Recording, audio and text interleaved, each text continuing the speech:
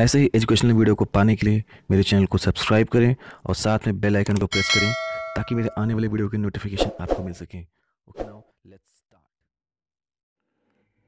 नमस्कार दोस्तों, welcome you all. आपका स्वागत है आपके अपने यूट्यूब चैनल पर जिसका नाम है E study with Anil sir. Friends, आज का जो टॉपिक है वो है सामान्य धन का। आज के इस लेक्चर में मैं आपसे सामान्य धन के 30 इंपॉर्टेंट क्वेश्चन पूछूंगा। आपको बता दूं कि सारे क्वेश्चन बहुत इंपॉर्टेंट हैं और सारे के सारे क्वेश्चन कहीं ना कहीं किसी न किसी एग्जाम में पूछे गए हैं। So friends, without any let let's start the video. चलते हैं पहले नंबर के क्वेश्चन पर। सो फर्स्ट क्वेश्चन यहाँ पर है, निम्नलिखित में से किसे भारत का महान वृद्ध व्यक्ति कहा जाता है? आपके विकल्प यहाँ पर है। पहला ऑप्शन आपका है महात्मा गांधी, दूसरा है बाल गंगाधर तिलक, तीसरा है दादा भाई नौरोजी और चौथा है मनमोहन सिंह। आपको बताना है पर सही विकल्प कौन सा है। और आई होप कि अब तक आपने सही विकल्प को गेस कर लिया होगा। सो यहाँ पर जो फर्स्ट का सी है दादा भाई नौरोजी, ये एकदम सही है। दादा भाई नौरोजी को हम लोग भारत के महान वृद्ध व्यक्ति के नाम से भी जानते हैं। सो फर्स्ट का C is the right one. चलते हैं अब अगले नंबर के क्वेश्चन पर। तो नेक्स्ट क्वेश्चन यहाँ पर है, गोल्डन चावल एक प्रचुरतम स्रोत है, मतलब गोल्डन चावल में कौन सा विटामिन पाया जाता है? आपके विकल्प यहाँ पर है। पहला है विटामिन ए, दूसरा है विटामिन B12, तीसरा है विटामिन सी और चौथा है विटामिन डी। आपको बताना है कि गोल्डन चावल में कौन सा विटामिन पाया जाता है। यहाँ पे जो राइट ऑप्शन होगा वो है सेकेंड का ए, यानी vitamin A. Vitamin A is the right one. Second का जो ए है विटामिन ए, ये एकदम यहाँ पर सही है। चलते हैं हम तीसरे नंबर के क्वेश्चन पर। अगला क्वेश्चन यहाँ पर है, निम्नलिखित में से साइनोकोबाल्मिन है। आपको बताना है कि कौन सा ऑप्शन जिसको हम लोग साइनोकोबाल्मिन के नाम से जानते हैं। तो पहला ऑप्शन यहाँ पर है विटामिन सी, दूसरा है विटामिन B2, तीसरा है विटामिन B6 और चौथा है विटामिन B12। आपको बताना है कि इसमें से किसे साइनोकोबाल्मिन के नाम से जाना जाता है। और आई होप कि अब तक आपने सही विकल्प को सोच लिया होगा, गेस कर लिया होगा। सो यहाँ पे जो थर्ड का डी है, थर्ड का डी यानी विटामिन B12, इसे हम लोग साइनोकोबाल्मिन के नाम से जानते हैं। तो थर्ड का जो डी है ये एकदम यहाँ पर सही है। चलते हैं अब हम लोग अगले नंबर के क्वेश्चन पर। सो नेक्स्ट क्वेश्चन यहाँ पर है, क्रिकेट के बल्ले का हैंडल डैश के लिए प्रायः खुरदरा होता है। आपको यहाँ पे ब्लैंक जगह पे बताना है कि क्रिकेट के बल्ले का हैंडल डैश के लिए प्रायः खुरदरा होता है। आपके विकल्प हैं अधिक रन प्राप्त करने के लिए, दूसरा है बॉल को बल्ले पर लाने के लिए, तीसरा है घर्षण बढ़ाने के लिए, घटाने के लिए और चौथा है घर्षण बढ़ाने के लिए। तो आपको बताना है कि इसमें से कौन सा विकल्प एकदम सटीक होगा, कौन सा विकल्प एकदम सही होगा।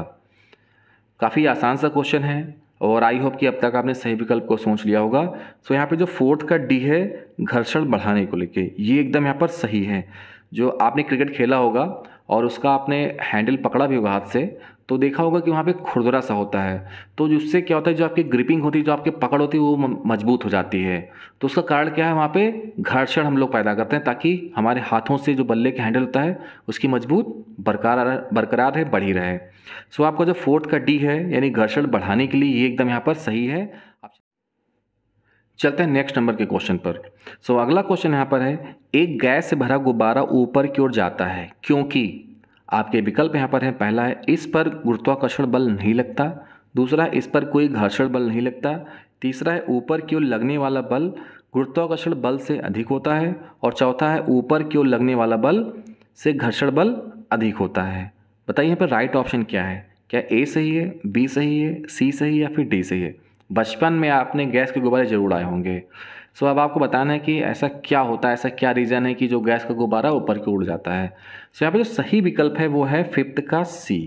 जो फिफ्थ का सी है यानी ऊपर की ओर लगने वाला बल गुरुत्वाकर्षण बल से अधिक होता है और तभी हमारा गुब्बारा ऊपर की ओर उड़ जाता है। सो आपको जो फिफ्थ का सी है ये एकदम यहाँ पर सही है। चलते हैं अगले नंबर के क्वेश्चन पर। तो अगला क्वेश्चन यहाँ पर है, किस वैज्ञानिक ने रेडियोधर्मी तत्व रेडियम की खोज की थी?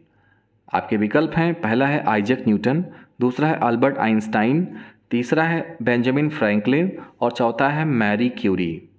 और आई होप कि अब तक आपने तुरंत इसका ऑप्शन गेस कर लिया होगा क्योंकि बचपन से पढ़ते इसको चले आ रहे हैं। आपने 6th 7th 8th की किताबों में पढ़ा होगा कि रेडियम की खोज मैरी क्यूरी ने की थी।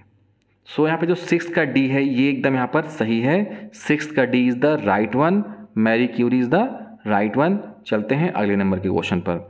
सो नेक्स्ट क्वेश्चन यहाँ पर है, टमाटर का लाल रंग किस रंजक के कारण होता है, यानी टमाटर का जो लाल रंग होता है ये किस पिगमेंट के कारण होता है। आपके विकल्प हैं लाइकोपिन, दूसरा है जैंथोफिल, तीसरा है साइनाइड और चौथा है एंथोसाइनिन। फ्रेंड्स काफ़ी इंपॉर्टेंट क्वेश्चन है, क्योंकि ये क्वेश्चन एग्जाम में कई बार पूछा गया है कि टमाटर का जो लाल रंग होता है वो किस पिगमेंट यानी किस रंजक के कारण होता है। और आई होप कि अब तक आपने इसका ऑप्शन सोच भी लिया होगा। सो बता दूं यहाँ पे जो राइट ऑप्शन है वो है 7th का ए यानी लाइकोपिन।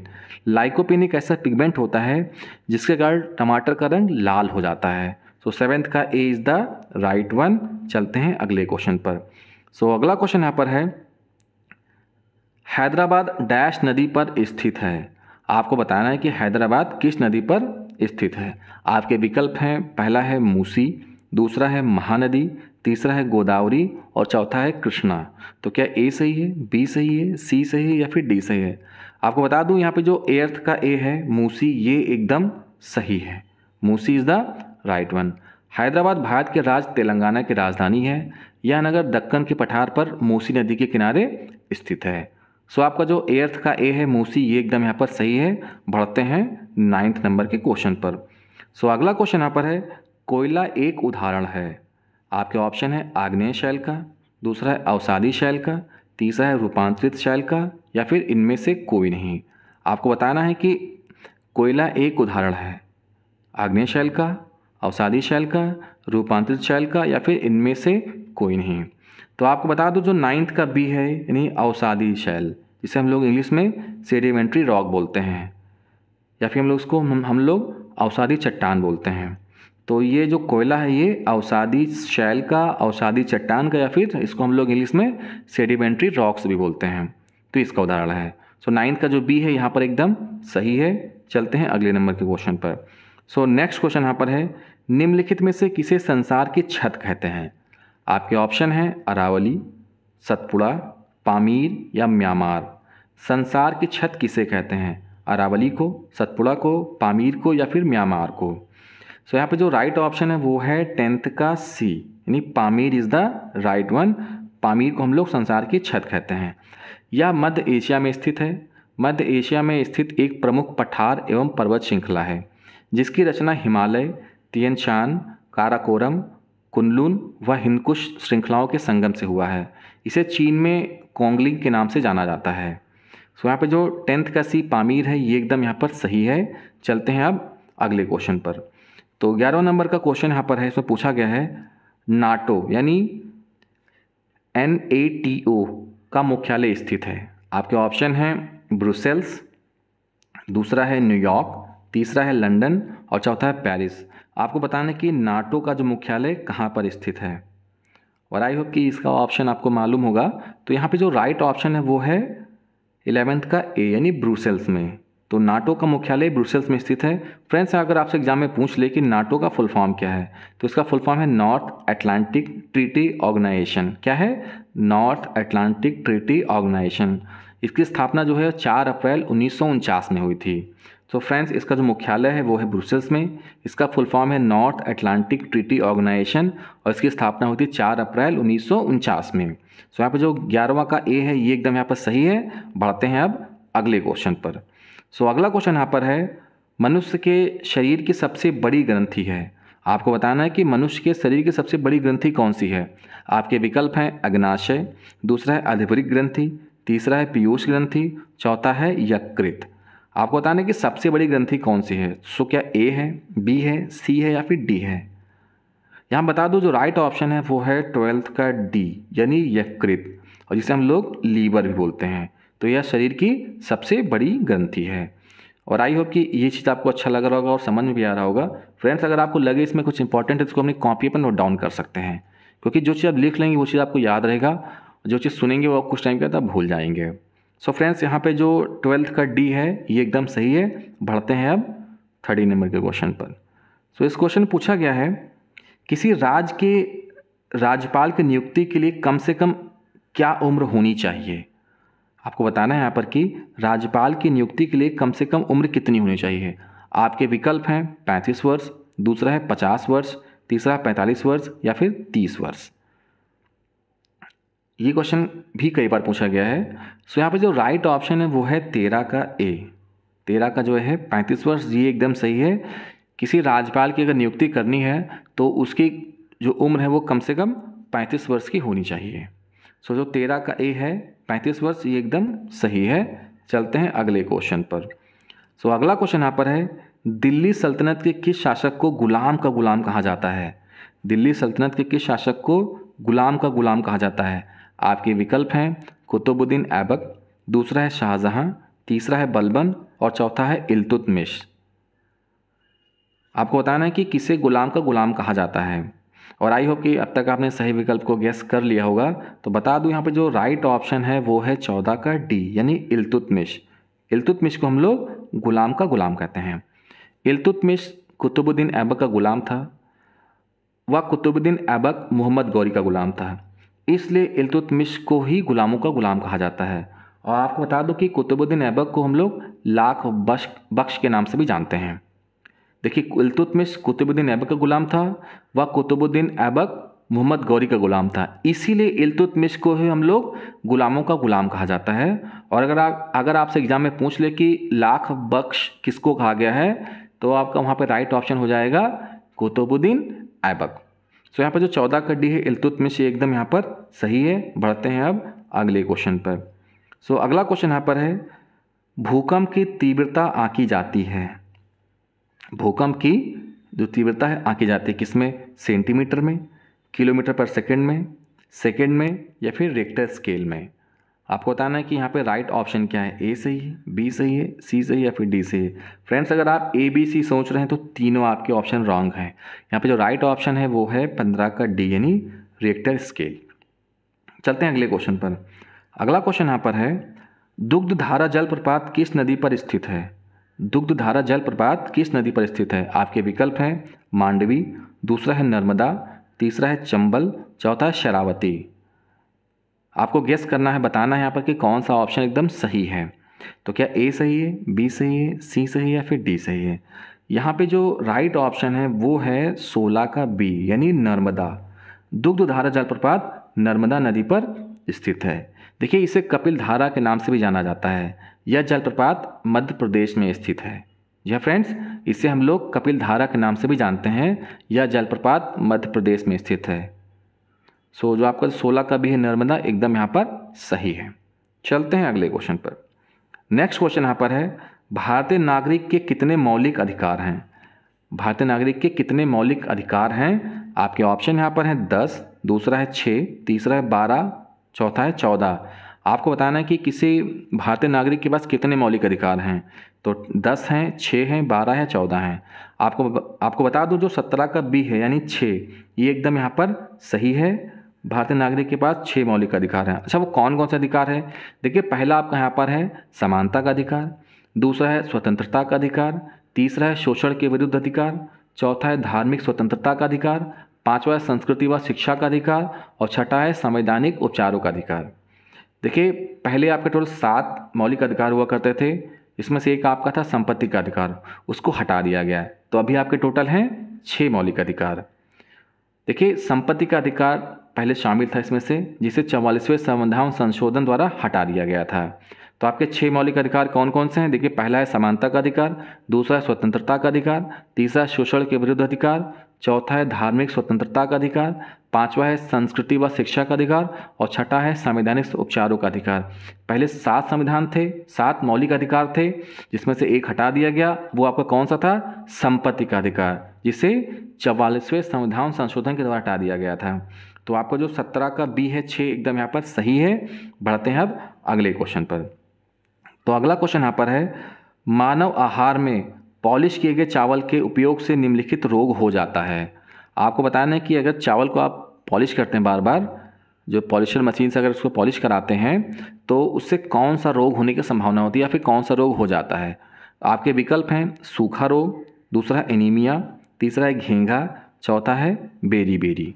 आपको बताना है कि कौन सा ऑप्शन यहाँ पर सही होगा। सूखा रोग सही है, एनीमिया रोग सही है, घेंघा सही है या फिर बेरी सही है? आपको बता दूं यहाँ पर जो सही विकल्प है वो है 18 का डी। 18 का D is the right one. अगर आप चावल को बार बार पॉलिश युक्त चावल खाते हैं तो आपको बेरी रोग होने की संभावना है। और जो घेंघा होता है तो आयोडीन की कमी से हो जाता है, और जो एनीमिया होता है ये आयरन की कमी से हो जाता है। सो यहाँ पे जो 18 का डी है बेरी बेरी, ये एकदम यहाँ पर सही है। चलते हैं अब अगले क्वेश्चन पर। अगला क्वेश्चन यहाँ पर है, निम्नलिखित में से कौन किताबे नौरस नामक पुस्तक का लेखक था। आपको बताना है कि इसमें से कौन किताबे नौरस नामक पुस्तक का लेखक था। आपके विकल्प हैं इब्राहिम आदिल शाह द्वितीय, दूसरा है अली आदिल शाह, तीसरा है कुली कुतुब शाह और चौथा है अकबर द्वितीय। आपको बताना है कि इसमें से कौन सा विकल्प एकदम सही है। ए सही है, बी सही है, सी सही है, फिर डी सही है। आपको बता दूं यहाँ पे जो राइट ऑप्शन है वो है 19 का ए, यानी इब्राहिम आदिल शाह द्वितीय, ये एकदम सही है और किताबे नौरस नामक पुस्तक के लेखक यही थे। तो 19 का जो ए है यहाँ पे एकदम सही है। बढ़ते हैं, चलते हैं नेक्स्ट क्वेश्चन पे। सो अगला क्वेश्चन यहाँ पर है, विश्व कॉपीराइट दिवस कब मनाया जाता है। आपके विकल्प हैं 13 जनवरी, दूसरा है 23 जनवरी, तीसरा है 13 मार्च और चौथा है 23 अप्रैल। सो बताइए यहाँ पे क्या सही है। ए सही है, बी सही है, सी सही है या फिर डी सही है। और आई होप कि अब तक आपने इसको गेस कर लिया होगा। सो बता दूं यहाँ पे जो राइट ऑप्शन है वो है 20 का डी, यानी 23 अप्रैल। 23 अप्रैल को हम लोग विश्व कॉपीराइट दिवस मनाते हैं। तो 20 का जो डी है ये एकदम यहाँ पर सही है। 23 April is the right one. चलते हैं अब अगले क्वेश्चन पर। सो अगला क्वेश्चन यहाँ पर है, एक पोलो टीम में कितने खिलाड़ी होते हैं। आपको बताना है कि एक पोलो टीम में कितने खिलाड़ी होते हैं। आपके विकल्प हैं 4, दूसरा है 6, तीसरा है 7 और चौथा है 11। तो 4 सही है, 6 सही है, 7 सही है, फिर 11 सही है। यहाँ पे जो राइट ऑप्शन है वो है 21 का ए, यानी 4। एक पोलो टीम में 4 खिलाड़ी होते हैं। तो 21 का A is the right one. चलते हैं अगले क्वेश्चन पर। तो अगला क्वेश्चन यहाँ पर है, पृथ्वी का सबसे आंतरिक भाग निर्मित है। पृथ्वी का सबसे आंतरिक भाग निर्मित है। आपके विकल्प हैं सियाल से, दूसरा है सीमा से, तीसरा है निफे से और चौथा है इनमें से कोई नहीं। आपको बताना है कि इसमें राइट ऑप्शन क्या है। सियाल सही है, सीमा सही है, निफे सही या फिर इनमें से कोई नहीं। यहाँ पे जो राइट ऑप्शन है वो है 22 का सी, यानी निफे। देखिए निफे जो आपका है 2 शब्दों से मिलकर बना है। एक आपका होता है NI और अब दूसरा आपका है FE। तो NI से बना आपका निकल और FE से बना आपका फेरम। तो जो आपका पृथ्वी का जो सबसे आंतरिक भाग है ये निकल और फेरम से बना होता है। या फ्रेंड्स, निकल और फेरम से। इसलिए आपका जो 22 का सी है निफे, ये एकदम सही है। तो 22 का C is the right one. चलते हैं नेक्स्ट क्वेश्चन पर। सो अगला क्वेश्चन यहाँ पर है, राष्ट्रीय अस्थि विकलांग संस्थान स्थित है। आपके विकल्प हैं देहरादून में, दूसरा है मुंबई में, तीसरा है कोलकाता में और चौथा है सिकंदराबाद में। आपको बताना है कि राष्ट्रीय अस्थि विकलांग संस्थान कहाँ स्थित है। ए सही है, बी सही है, सी सही है या फिर डी सही है। फ्रेंड्स यहाँ पे जो 23 का सी है यानी कोलकाता, ये एकदम सही है। राष्ट्रीय अस्थि विकलांग संस्थान कोलकाता में स्थित है। फ्रेंड्स ये तो हो गया राष्ट्रीय अस्थि विकलांग संस्थान की। देखिए इसी से संबंधित आपके और क्वेश्चन एग्जाम में पूछे जाते हैं, तो चलिए उस क्वेश्चन का भी आंसर आपको बता दूं। देखिए अगर आपसे एग्जाम में पूछ ले कि राष्ट्रीय दृष्टि बाधितार्थ संस्थान कहाँ पर है, राष्ट्रीय दृष्टि बाधितार्थ संस्थान कहाँ पर है, तो ये है देहरादून में। दूसरा आपका यहाँ पर है राष्ट्रीय मानसिक विकलांग संस्थान, यह आपका है सिकंदराबाद में। तीसरा आपका यहाँ पर है राष्ट्रीय श्रवण विकलांगता संस्थान, ये है मुंबई में। देखिए आपके यहाँ पे 4 क्वेश्चन मैं आपसे पूछ रहा हूँ, 4 क्वेश्चन आपके तैयार हो रहे हैं। देखिए पहला अगर आपसे पूछ ले कि राष्ट्रीय अस्थि विकलांग संस्थान कहाँ स्थित है, तो आपका ऑप्शन हो जाएगा कोलकाता में। अगर आपसे पूछ ले कि राष्ट्रीय दृष्टि बाधितार्थ संस्थान कहाँ पर स्थित है, तो हो जाएगा देहरादून। दूसरा है राष्ट्रीय मानसिक विकलांग संस्थान कहाँ पर स्थित है, तो हो जाएगा सिकंदराबाद। और आपका अंतिम है राष्ट्रीय श्रवण विकलांगता संस्थान, तो हो जाएगा मुंबई। सो आपके 4 क्वेश्चन यहाँ पर तैयार हो गए और 23 का जो सी है कोलकाता, यहाँ पे एकदम सही है। बढ़ते हैं अगले क्वेश्चन पर। तो अगला क्वेश्चन यहाँ पर है, वातावरण का वह क्षेत्र जिसमें ओजोन परत उपस्थित रहती है कहलाता है। वातावरण का वह क्षेत्र जिसमें ओजोन परत पाई जाती है, वह क्षेत्र कौन सा कहलाता है। आपके विकल्प हैं एक्सोस्फीयर, दूसरा है मेसोस्फीयर, तीसरा है ट्रोपोस्फीयर और चौथा है स्ट्रेटोस्फीयर। आपको बताना है यहाँ पे कौन सा विकल्प सही है। ए सही है, बी सही है, सी सही है, फिर डी से। फ्रेंड्स ये क्वेश्चन पता नहीं कितनी बार एग्जाम में पूछा गया हुआ है और बहुत इंपॉर्टेंट क्वेश्चन है। इसको तो अपनी कॉपी पे आप लिख ही लो। आपको बताना है यहाँ पे कि ऐसा कौन सा लेयर है जिसमें ओजोन परत पाई जाती है। तो फ्रेंड्स आई होप कि अब तक आपने सोच लिया होगा। तो यहाँ पे जो 24 का डी है स्ट्रेटोस्फेयर, ये एकदम यहाँ पर सही है। चलिए कुछ बता दो आपको इसके बारे में। देखिए आपका जो ओजोन परत होती है ना, इसको हम लोग O3 के नाम से जानते हैं, मतलब इसको हम लोग O3 बोलते हैं। केमिकल फॉर्मूला इसका O3 है। इसमें ऑक्सीजन के 3 एटम्स पाए जाते हैं, O3, ठीक है। और देखिए जैसा कि आप ये भी जानते होंगे टोटल 5 लेयर होती हैं। देखिए पहली आपकी होती है ट्रोपोस्फेयर, फिर आपका होता है स्ट्रेटोस्फेयर, फिर आपका होता है मीजोस्फेयर, फिर आपका होता है आइनोस्फेयर, फिर आपका होता है एक्सोस्फेयर। देखिए पहला आपका था ट्रोपोस्फेयर, इसको हम लोग बोलते हैं क्षोमंडल। दूसरा आपका होता है स्ट्रेटोस्फेयर, इसको हम लोग बोलते हैं समताप मंडल। फिर आपका होता है मीजोस्फेयर, जिसको हम लोग बोलते हैं मध्यमंडल। फिर आपका होता है आयनोस्फेयर, जिसको हम लोग बोलते हैं आयनमंडल। और लास्ट में आपका होता है एक्सोस्फेयर, जिसको हम लोग बोलते हैं बहिर्मंडल। तो फ्रेंड्स ये कुछ इन्फॉर्मेशन थी ओजोन के बारे में। और जैसा मैंने आपसे कहा कि आपका जो ओजोन परत है ये आपकी पाई जाती है स्ट्रेटोस्फेयर में। आपका जो 24 का डी है एकदम यहाँ पर सही है, और इसी में आपका होता है आपकी ओजोन परत पाई जाती है स्ट्रेटोस्फेयर में। तो फ्रेंड्स आई होप कि ये चीज़ आपको क्लियर हो गया होगा। और स्ट्रेटोस्फेयर को हम लोग समताप मंडल भी बोलते हैं। तो 24 का D is the right one. बढ़ते हैं अगले नंबर के क्वेश्चन पर।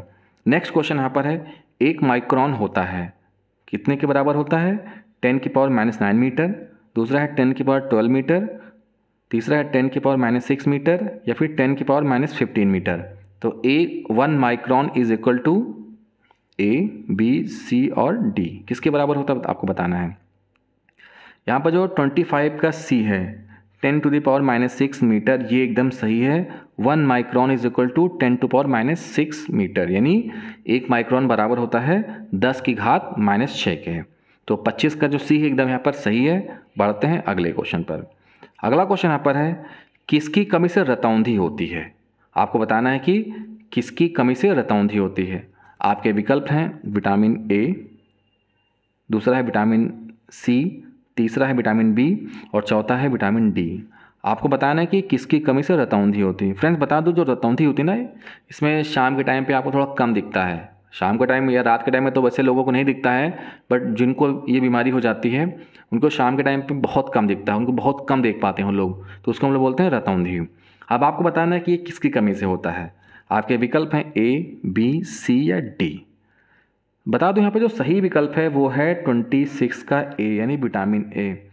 जिनको विटामिन ए की कमी हो जाती है ना, उनको रतौंधी नामक समस्या हो जाती है। और अगर किसी में विटामिन सी की कमी हो जाए तो उसको स्कर्वी रोग हो जाएगा। विटामिन डी की कमी हो जाए तो वहाँ पे सूखा रोग यानी रिकेट्स हो जाएगा उसको, जिससे दांत कमज़ोर हो जाएंगे, दांत सड़ने लगेंगे। तो विटामिन डी की कमी से होता है। और फ्रेंड जैसा कि आप जानते हैं जो विटामिन डी का जो स्रोत है ना वो तो सन है, तो फ्री ऑफ कॉस्ट है, इसमें कुछ नहीं करना। जो सुबह की धूप होती है उसमें अगर आप 5 मिनट भी खड़े रहते हैं तो आपके शरीर में विटामिन डी की कमी कभी नहीं होगी। तो ये चीज़ आपको क्लियर हो गई होगी कि जो आपका रतौंधी होती है ये विटामिन ए की कमी से होती है। तो 26 का जो ए है यहाँ पर एकदम सही है। चलते हैं अगले क्वेश्चन पर। अगला क्वेश्चन यहाँ पर है, मलेशिया में किंटा घाटी प्रसिद्ध है।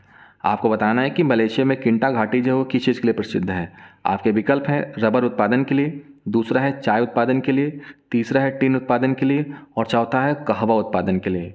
तो 27 का ए सही है, बी सही है, सी सही है, फिर डी सही है। आपको यहाँ पे बताना है।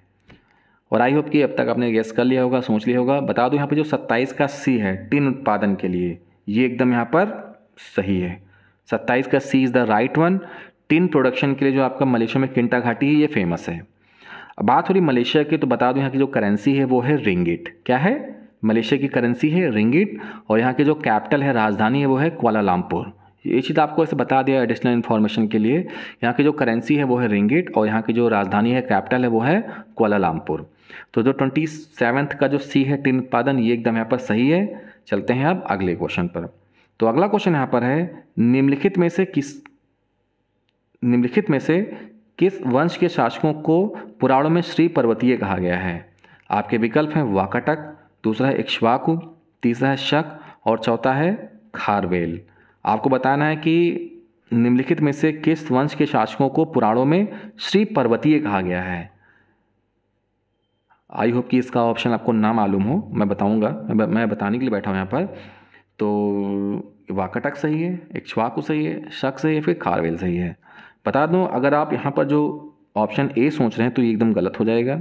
सी सोच रहे हैं तो ये भी गलत हो जाएगा, या फिर डी सोच रहे हैं तो ये भी गलत हो जाएगा।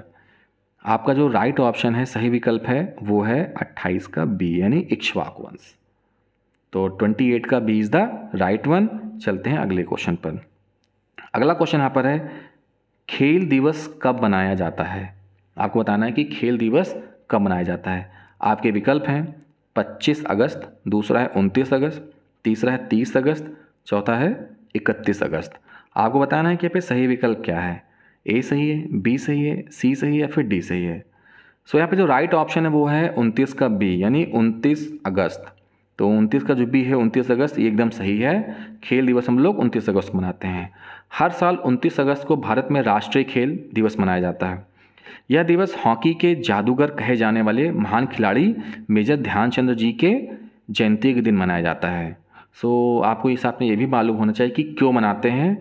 तो उस दिन हॉकी के जादूगर महान खिलाड़ी मेजर ध्यानचंद जी की जयंती होती है, इसलिए हम लोग 29 अगस्त को हम लोग खेल दिवस मनाते हैं। सो आई होप कि ये चीज़ आपको क्लियर हो गया होगा। तो 29 का जो बी है 29 अगस्त, ये एकदम यहाँ पर सही है। और चलते हैं अब अंतिम क्वेश्चन पर। फ्रेंड्स, अगला क्वेश्चन यहाँ पर है, वैनसांग किसके शासनकाल में भारत आया था? आपके विकल्प हैं समुद्रगुप्त, दूसरा है चंद्रगुप्त विक्रमादित्य, तीसरा है हर्षवर्धन और चौथा है स्कंदगुप्त। आपको बताना है कि वैनसांग किसके शासनकाल में भारत आया था। काफ़ी बार क्वेश्चन पूछा गया एग्जाम में, और आई होप कि इसका आंसर आपको पता भी होगा, और आई होप कि अब तक अपने सही विकल्प तक पहुंच भी गए होंगे। तो यहाँ पर जो 30 का सी है हर्षवर्धन, ये एकदम सही है। तो हर्षवर्धन काल में वैनसांग भारत आया था। तो 30 का C is the right one. Friends, ये 30 क्वेश्चन थे। अब आपको बताना है कि ये वीडियो आपको कैसा लगा, और आई होप कि इसमें काफ़ी कुछ आपको समझ में आया भी होगा। काफ़ी कुछ इसमें मैंने इंपॉर्टेंट क्वेश्चन कवर किए हैं। तो फ्रेंड्स, अगर आपको वीडियो अच्छा लगे तो कमेंट के माध्यम से बताना है आपको। वीडियो को आपको लाइक करना है, चैनल को सब्सक्राइब करना है, और साथ में अपने फ्रेंड तक शेयर करना है। So friends, thank you so much, keep supporting, keep promoting. Thank you so much, bye bye, take care.